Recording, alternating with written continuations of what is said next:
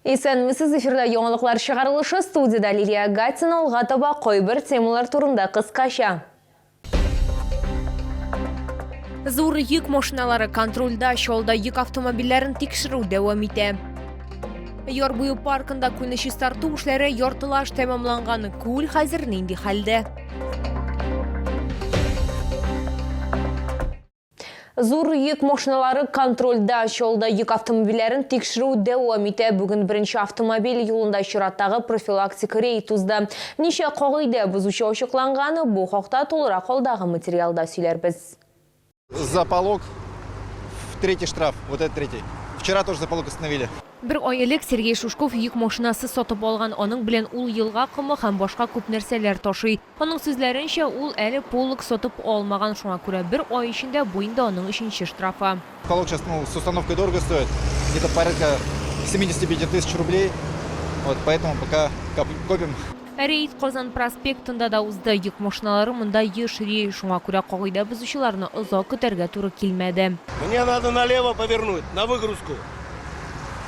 Откуда я должен поворачивать? В данный момент не работаем, сервис ехал, из-за этого и пустой, да что. Вообще не по работе едем.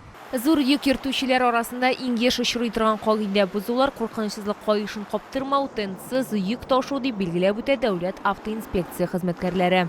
В целях профилактики ДТП и пресечения правонарушений в области безопасности дорожного движения, а также исключения повреждений дорожного покрытия, в городе инспекторами ГИБДД проведен рейд по водителям грузового автотранспорта.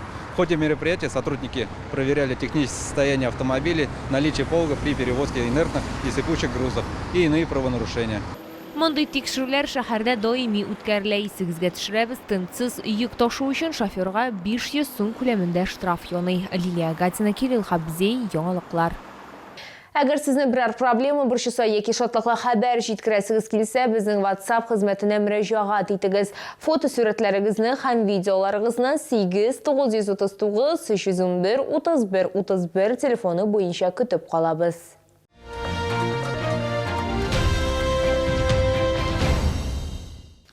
Ярбую паркында күлнеши тарту эшләре яртылаш тәмамланган. Исегезгә төшерәбез, сулык озак еллар аяныч хәлдә булган. Аны июль аенда тарта башлаганнар. Күлнең хәзер нинди хәлдә икәнлеген безнең төшерү төркеме белеп кайтты.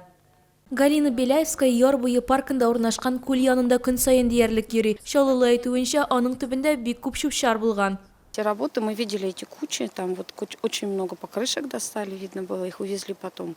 Ну какие-то, наверное, еще, я не знаю, предметы доставались. И я так понимаю, что там ил, видимо, убирали, потому что все беспокоятся, что очень убавилась вода. Моннан тыш ял итүчеләр сулыкларда яшәүче хайваннар турында борчыла. Утка здесь выводок был. Вот, они сюда каждый Куда год приезжали, вот просто заметно. И одна пара оставалась, и здесь всегда выращивала своих утят. Андатра одна осталась, вот там, возле того полуострова сидит.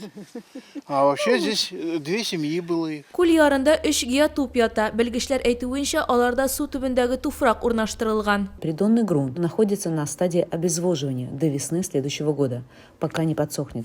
Затем он будет перемещен в теплицы парков и скверов для использования в качестве удобрения.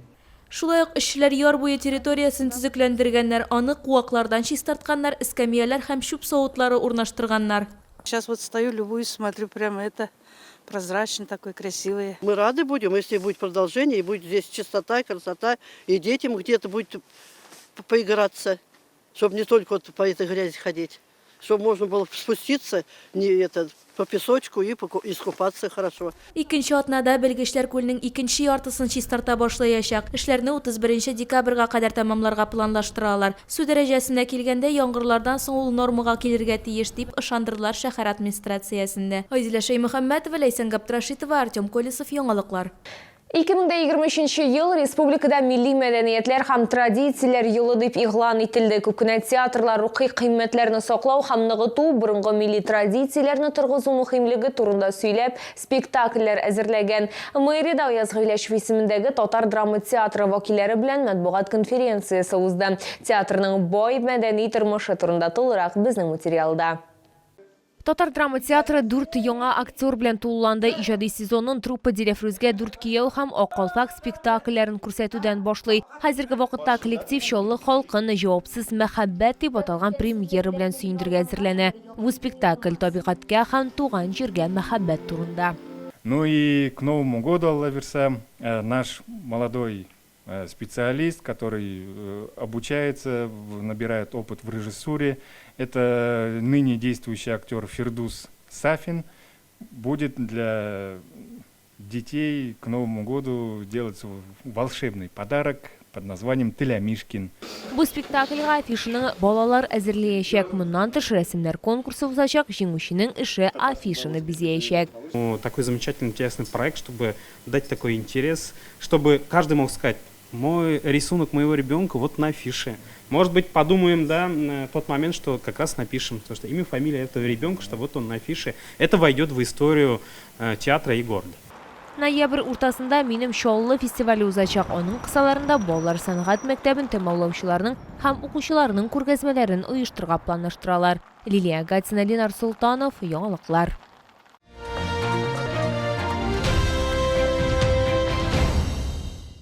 Көзгә һәм кышка актуаль модельләр генә түгел, иң мөһиме уңайлы да аяк киемнәре. Яр Чаллыда Белоруссия аяк киемнәре күргәзмәсе шин дәвам итә. Бирдә барлык сезоннар өчен ир-атлар һәм хатын-кызлар өчен берничә 100 пар аяк киеме тәкъдим ителә. Белоруссия аяк киемнәре күргәзмәсе Үзәкрәт сәүдә үзәгендә урнашкан.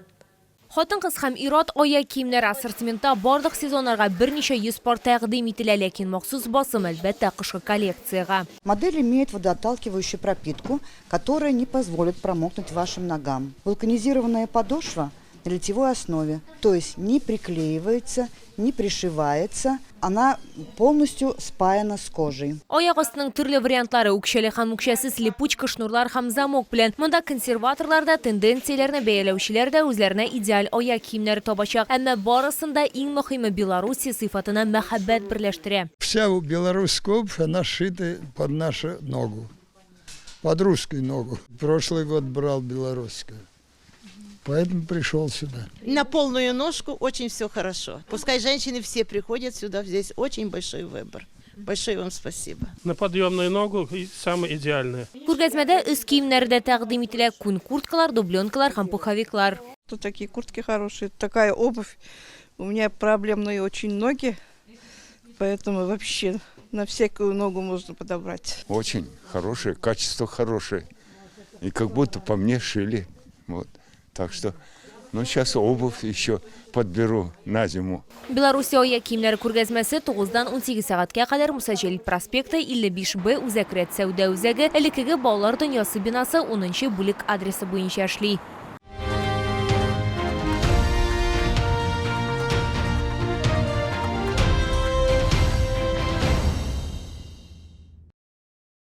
Бу сезгә җиткерәсе соңгы мәгълүматыбыз иде. Мин Лилия Гатина, сезнең белән сау булашам, исән мин булыгыз.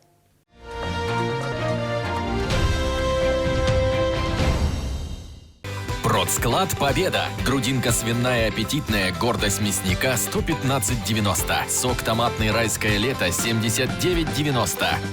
Успей купить куртку или пуховик за полцены. Только в октябре скидки до 50%. Магазин «Сибиряк», проспект Мира, 12А, остановка Медгородок, 9-й комплекс, 12А.